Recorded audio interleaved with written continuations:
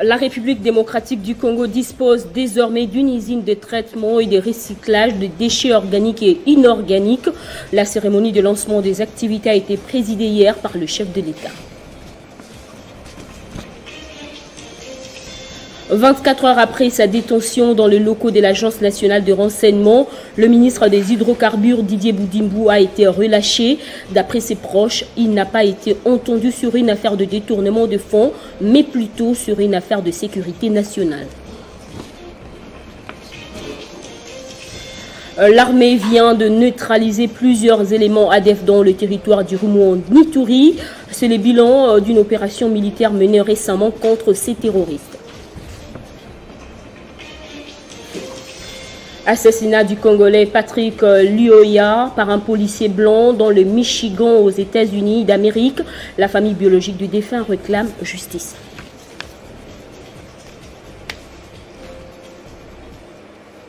C'est l'heure du journal sur Télé 50. Madame, Messieurs, merci de nous rejoindre.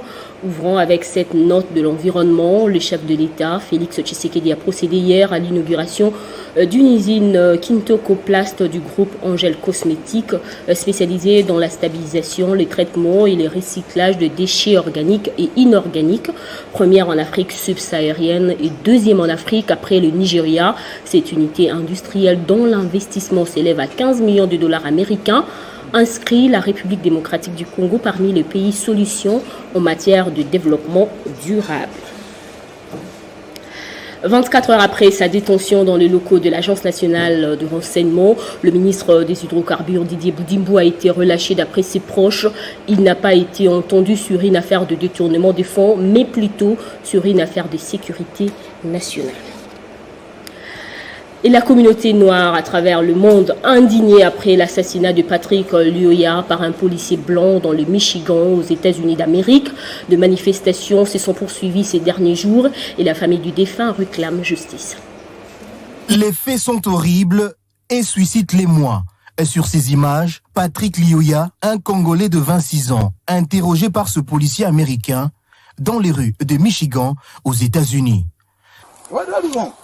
The plate doesn't belong on this car. Do you have a license or no? Do you have a driver's license? Yes. Where is it at? Un contrôle routier qui dégénère. Une bagarre qui va malheureusement tourner au vinaigre. L'homme est lâchement abattu d'une balle dans la tête par ce policier blanc et le coup de feu retentit.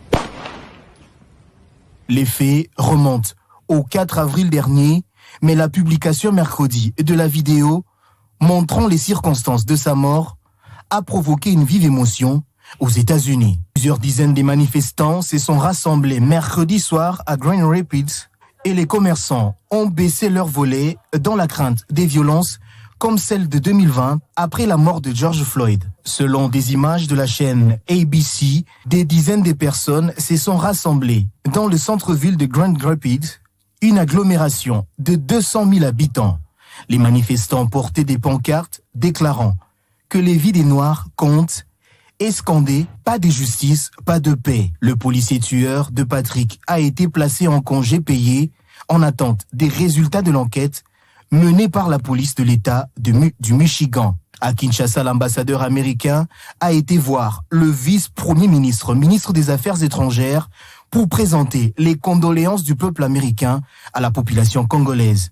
Selon le diplomate américain qui a tweeté, cet incident terrible fait l'objet d'une enquête afin que la responsabilité et la justice puissent suivre, a-t-il écrit sur son compte Twitter.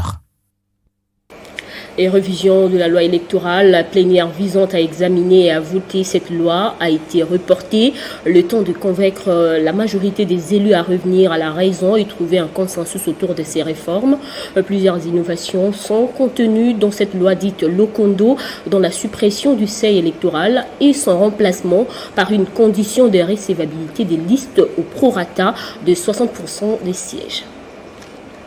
Votre bureau vous propose que ce débat soit reporté à mercredi pour des raisons suivantes. Deux essentiellement. Nous sommes tous des acteurs politiques. Même ceux qui sont sortis, il faut leur donner un temps de revenir. Il faut qu'il revienne. La loi sous examen est une proposition de l'ancien député national Henri Thomas Lokondo, d'heureuse mémoire, décédé au cours de cette législature. Elle se propose de répondre aux problèmes pratiques constatés lors des élections de 2018. Elle vise en clair à construire un système électoral réellement démocratique, stable, reposant sous des règles susceptibles de rassurer toutes les parties prenantes au processus électoral et de promouvoir la transparence des élections à tous les niveaux. Pour le G13, le processus électoral de 2018, tout comme ceux de 2006 et 2011, a révélé plusieurs irrégularités, dont certaines avaient pour origine des lacunes ou les faiblesses de la loi électorale en vigueur. Ces irrégularités ont donné lieu à de nombreuses critiques de la part de toutes les parties prenantes, et on finit par créer un climat général de méfiance qui propulse le pays dans un cycle qui n'augure aucunement un processus électoral apaisé lors des élections générales de 2023.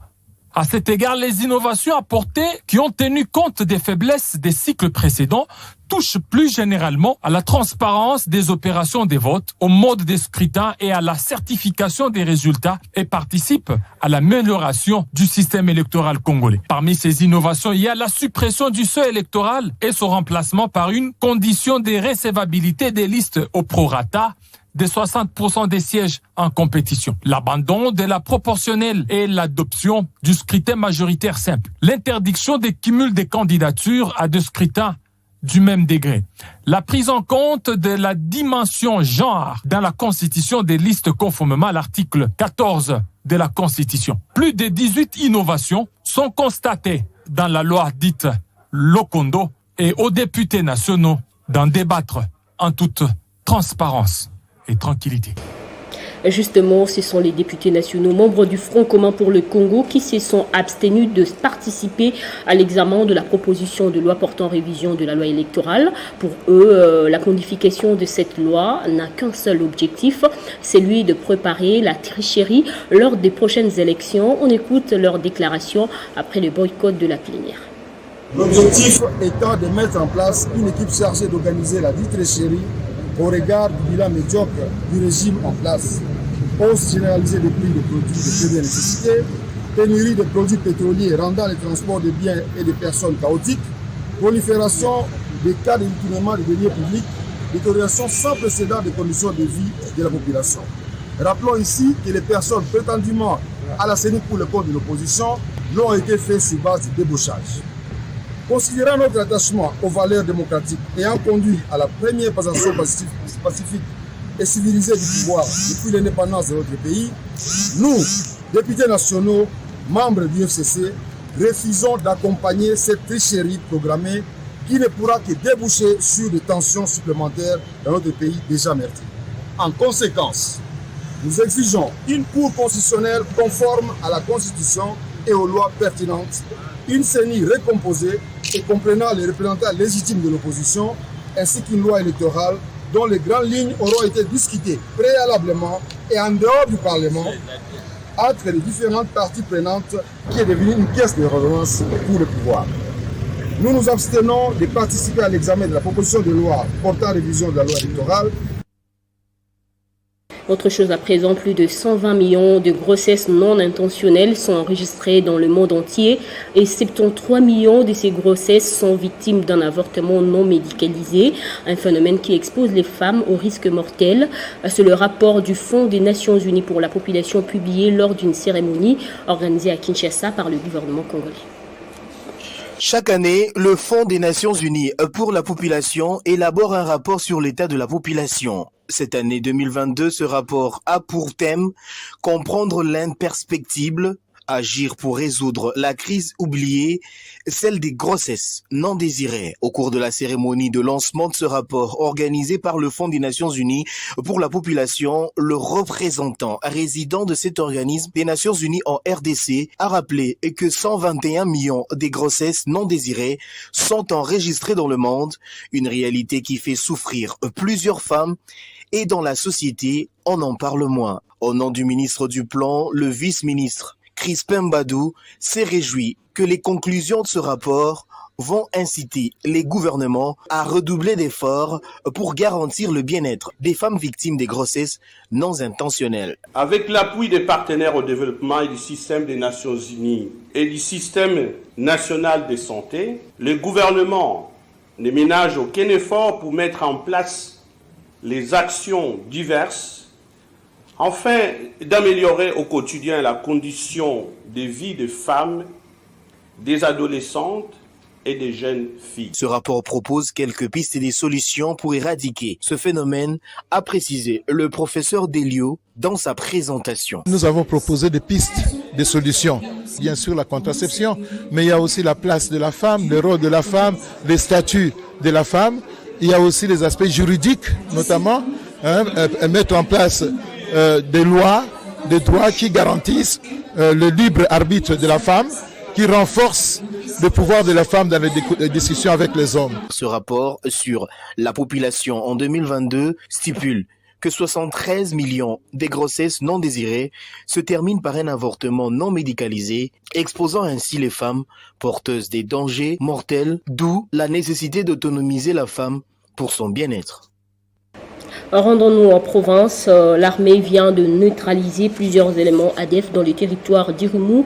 En Ituri, c'est le bilan d'une opération militaire menée récemment contre ces terroristes.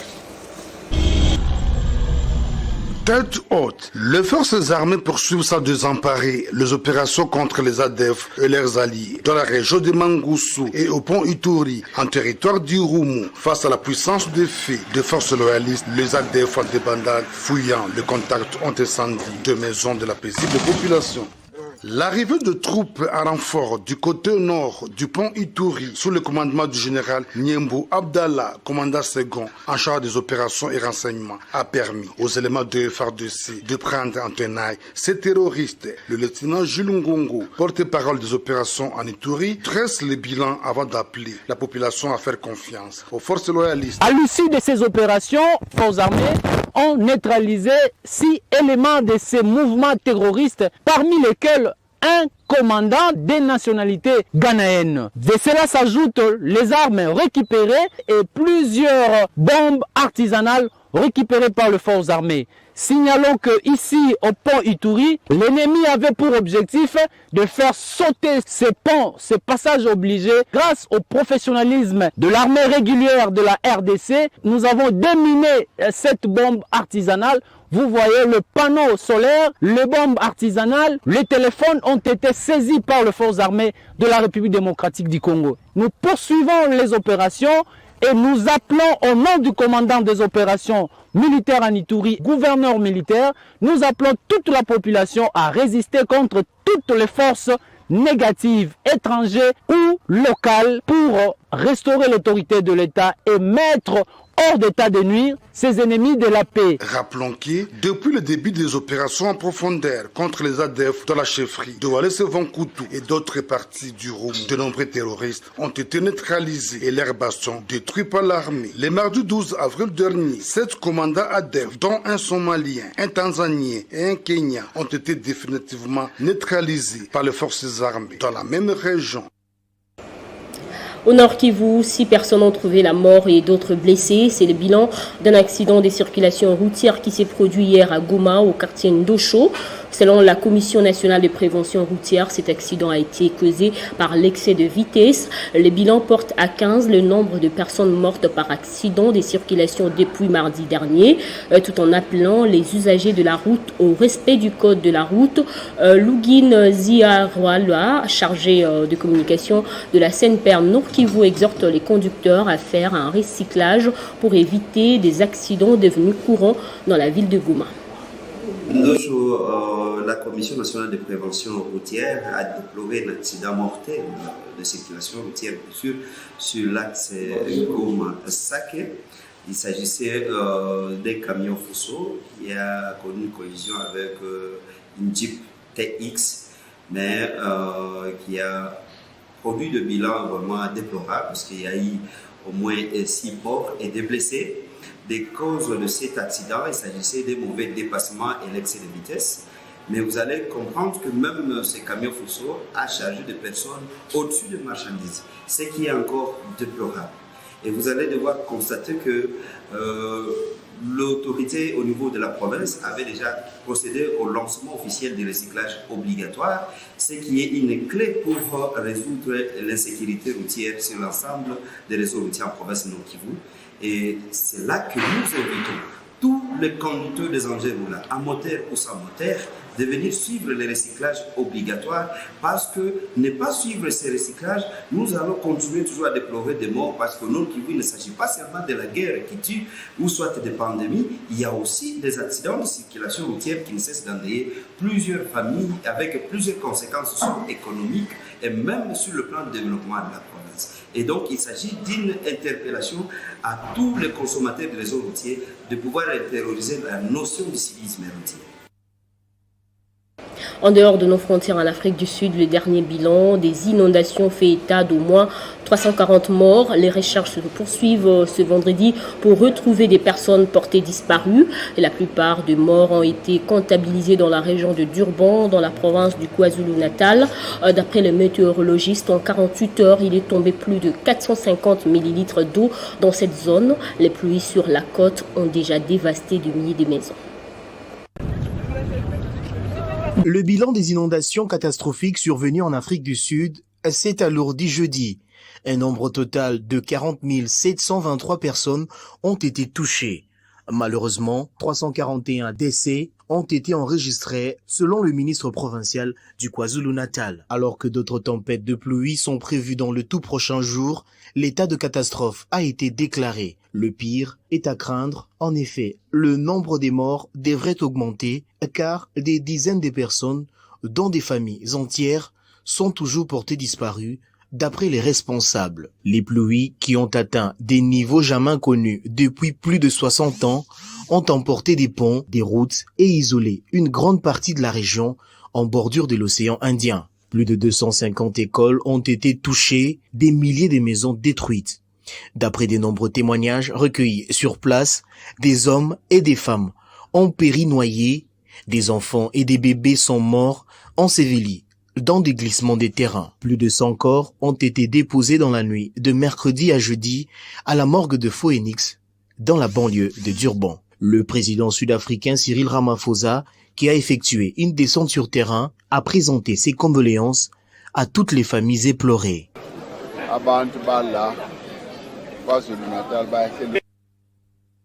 Au pays pour parler culture, l'art a la capacité d'unir et de tisser des liens en temps de crise. C'est la déclaration de la directrice générale de l'UNESCO, Audrey Azoulay, à l'occasion de la célébration ce 15 avril de la Journée mondiale de l'art. Pour les culturels congolais, il est plus qu'indispensable que des réformes structurelles soient entreprises dans le secteur, notamment l'intégration de l'éducation artistique dans les écoles. Le 15 avril est la date qui célèbre l'art à l'honneur de Léonard de Vinci, peintre italien polymathe, à la fois organisateur de spectacles et de fêtes, scientifique, ingénieur, inventeur, anatomiste, sculpteur, peintre, architecte, urbaniste, botaniste, musicien, philosophe et écrivain. Cette marque de reconnaissance lui est endimanchée pour ses valeurs de tolérance, de fraternité, de liberté d'expression et de paix à l'échelle mondiale. Le 15 avril appelle à la créativité, l'innovation et la diversité culturelle pour tous les peuples du monde et offre l'opportunité du partage des connaissances, l'encouragement de la curiosité et du dialogue. Une occasion pour renforcer les liens entre les créations artistiques et la société, de promouvoir une meilleure prise de conscience de la diversité des expressions artistiques et à mettre en valeur la contribution des artistes au développement durable. Pour cette année, l'UNESCO considère que l'art peut unir et nous relier même dans les situations les plus difficiles. En effet, la faculté de l'art à rassembler, à inspirer, à guérir et à transmettre a semblé de plus en plus évidente au cours des crises et des conflits récents, y compris la pandémie de Covid-19, a déclaré Audrey Azoulay, directrice générale de l'UNESCO. Face aux challenges en vue d'un monde plus développé, libre et pacifique, les professionnels des arts en RDC exhortent l'intégration de l'éducation artistique dans les écoles. À l'heure où la rumba congolaise a été reconnue comme patrimoine immatériel mondial de l'UNESCO, il est plus qu'indispensable que des formations, des débats, des conférences, des ateliers, des manifestations culturelles, des présentations ou des expositions soient organisées afin d'atteindre les objectifs du développement durable du millénaire. Il s'y est de noter que la proclamation de la Journée mondiale de l'art a eu lieu lors de la 40e session de la Conférence générale de l'UNESCO en 2019. Place au rappel des titres. La République démocratique du Congo dispose désormais d'une usine de traitement et de recyclage de déchets organiques et inorganiques. La cérémonie de lancement des activités a été présidée hier par le chef de l'État. 24 heures après sa détention dans le locaux de l'Agence nationale de renseignement, le ministre des Hydrocarbures, Didier Boudimbo, a été relâché. D'après ses proches, il n'a pas été entendu sur une affaire de détournement de fonds, mais plutôt sur une affaire de sécurité nationale. L'armée vient de neutraliser plusieurs éléments ADF dans le territoire d'Irumu en Ituri. C'est le bilan d'une opération militaire menée récemment contre ces terroristes. Assassinat du Congolais Patrick Luyoya par un policier blanc dans le Michigan aux États-Unis d'Amérique. La famille biologique du défunt réclame justice. Merci de rester avec nous. Cette édition est terminée. Pour plus d'informations, rejoignez-nous dans Balambuka Congo sur YouTube.